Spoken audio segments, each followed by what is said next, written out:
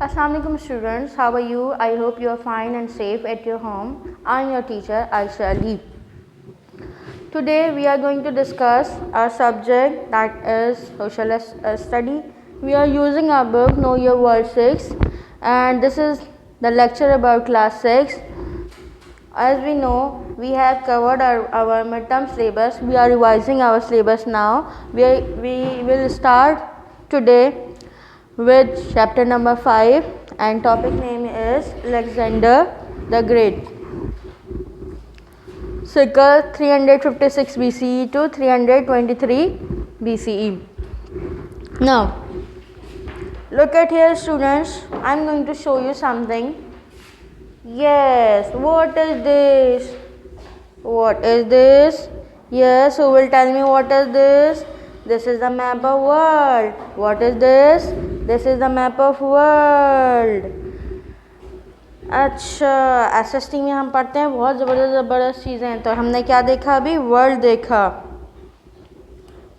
इस तरह आज हम पढ़ेंगे अलेक्जेंडर द ग्रेट के बारे में. और से ये जो मैंने आपको दिखाया है, ये मैंने इसको दिखाने का मीन्स ये है कि वो जो लीडर था उसे बहुत ज़्यादा शौक़ था दुनिया को फ़तह करने का. उसे क्या शौक़ था? उसे शौक़ था दुनिया को फ़तह करने का. यानी वो चाहता था कि पूरी दुनिया को जो है ना, वो जो है उसका बादशाह बन जाए. वो चाहता था कि वो वर्ल्ड्स बिगेस्ट किंग बन जाए. इसलिए उसने दुनिया का बहुत सारा हिस्सा फ़तह भी किया. उसने बहुत सारे ममालिक में बहुत सारी जंगें की, उनको फ़तह किया. और बहुत सारा एक जो हिस्सा था दुनिया का, उस पर उसका वो बादशाह भी बन गया. लेकिन वो मुकम्मल तरीके से बादशाह ना बन सका था. अब वो कैसे हुआ था, क्या हुआ था, ये मैं आपको चैप्टर अभी बताती हूँ. और उसके बाद इंशाल्लाह लास्ट में हम ये पॉइंट्स भी डिस्कस करेंगे. Now I am going to read you this chapter. What happened in this chapter? Alexander the Great. Your book page number is 19. Your book page number is 19. In the last chapter, Macedonia was a small kingdom in the north to Greece. One of its rulers, King Philip, was a brilliant leader with an ambition to rule the entire world. He was killed before he could succeed, but he had already passed on his ambition and military skill to his son Alexander. कहाँ की बात हो रही है? एक जगह, उसका नाम था मकदूनिया. मकदूनिया का एक बादशाह था, उसका नाम था फिलिप्स. उसको बहुत शौक़ था कि वो क्या करे, वो पूरी दुनिया का बादशाह बन जाए. मगर वो ज़िंदा ना रह सका और वो बीमार हो गया, वो कत्ल कर दिया गया. लेकिन उससे पहले उसने अपना ये ख्वाब, अपनी ये ख्वाहिश अपने बेटे के दिल दिमाग में बिठा दी और उसे ये बताया कि उससे भी एक बड़ा बादशाह बनना है. तो अलेक्जेंडर किसका बेटा था? Alexander was the son of king Philip. और किंग फिलिप किसका बादशाह था? वो बादशाह था मकदूनिया का. कहाँ का बादशाह था वो? मकदूनिया का बादशाह था. Tutored by the famous philosopher Aristotle and trend by King Philip, young Alexander inherited his father's kingdom as well as his dream to conquer the world. He wanted to be known as the king of the world. He wanted. King Philips का बेटा कौन था? Alexander था. Alexander क्या करना चाहता था? Alexander चाहता था wanted to be a king of the world. He wanted to be a king of world. इसके लिए कुछ क्वालिटीज़ भी तो होना चाहिए ना, कि अगर हमें किंग बनना है तो क्या क्या सीखना पड़ता है. तो अलेक्जेंडर छोटा सा था मगर उसके पास बहुत सारी स्किल्स थी. वो एक बहुत ज़बरदस्त वॉरियर था. वॉरियर मीन्स वो बहुत ज़बरदस्त जंगजू था, सिपा सलार था. अपनी जंग जो अपनी फ़ौज को कमांड करता था, वो क्या था? रिमार्केबल वॉरियर था. As Alexander launched a series of attacks on the Persian Empire, if it grew weak, and finally to his superior force and strategy. Alexander जो वो चाहता था किंग बनना, तो वो क्या करता था? अपने वो प्लानिंग करता रहता था और सोच के बाद एक उसने शुरू किया अटैक करना दूसरी फोर्सेस पे, ताकि वो उनका किंग बन सके. इस तरह उसने क्या किया, आहिस्ता आहिस्ता करके अपनी फ़ौज को भी ट्रेन किया और उसके बाद और उसके बाद उसने अटैक करना शुरू किए। जब उसने अटैक करना शुरू किए तो उसे कामयाबी भी मिलती गई। जब उसे कामयाबी मिलती गई तो वो आहिस्ता आहिस्ता उसकी सुल्तनत, उसका हुकूमत का जो दौरानिया था वो बढ़ता गया। रिमार्केबल वॉरियर, वो एक बहुत ज़बरदस्त जंगजू था। Alexander was an excellent warrior and commander. He was never defeated throughout his career. उससे कभी भी शिकस्त नहीं हुई थी। वो इतना ज़बरदस्त वॉरियर था, इतना ज़बरदस्त सिपह सलार था कि उसे कभी भी शिकस्त का सामना नहीं करना पड़ा। He planned his battle carefully and used his loyal and efficient soldier cleverly to beat his opponent. वो हमेशा ऐसी प्लानिंग करता था कि इतना सोच के प्लान करता था, इतना शार्प माइंड होकर प्लान करता था, अपने ऐसे लोग यूज़ करता था जिन पे वो कम्प्लीटली ट्रस्ट करता था ना, और उनसे इस तरह से काम लेता था वो कभी भी उसे शिकस्त नहीं होती थी। Weather and time of the day his advantages,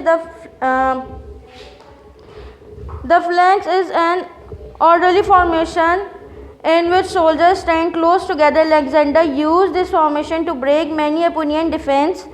His success in conquering a large part of the then known world earned him a title of Alexander the Great.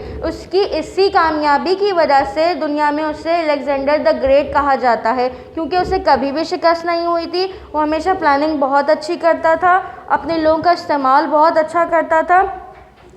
मगर एक बार ऐसा हुआ कि उसने कहा अपनी सल्तनत उसने कहा मज़ीद बढ़ानी चाहिए, तो वो आया सब कॉन्टिनेंट की तरफ। वहाँ पे क्या हुआ, आगे पढ़ते हैं। Alexander conquer extended from Greece and Egypt in the west of the further province of the Persian empire in the east, the Gandhara region which we learned about in an earlier chapter. He advanced as far as the Jhelum river in the Punjab where he met king Porus who had refused to surrender.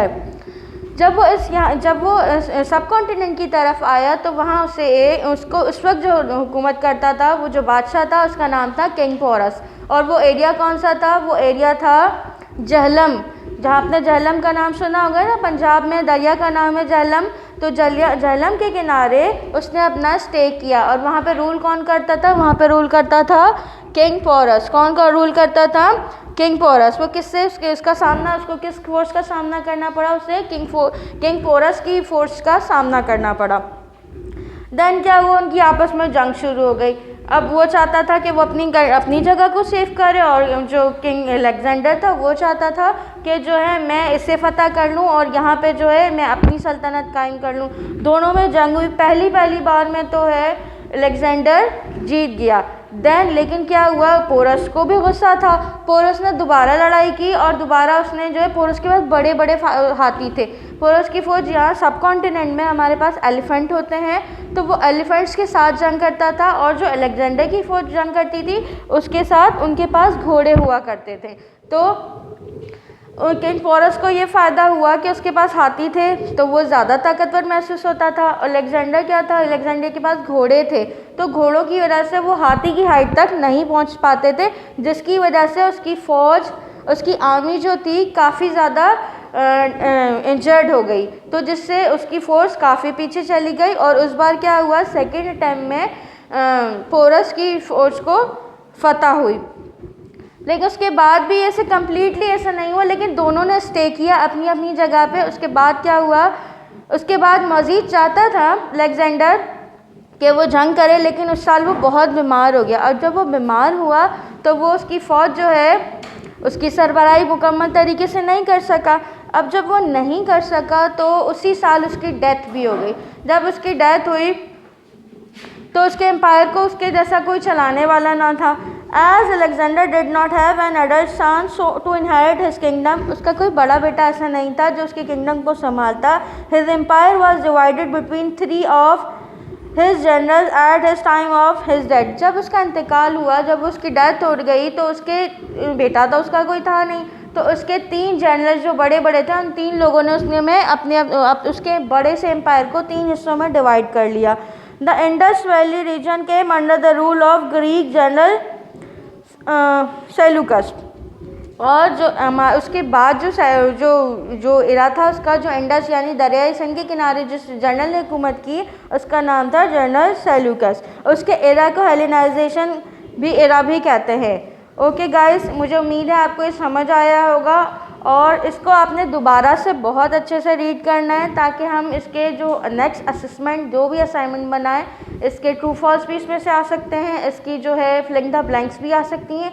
तो आपने इसकी reading बहुत अच्छे तरीके से करनी है ताकि किसी भी किस्म की आपको उसकी असेसमेंट मिले तो आप इसके लिए प्रिपेयर हो। बाय फॉर नाउ गाइस, अल्लाह हाफिज़, टेक केयर।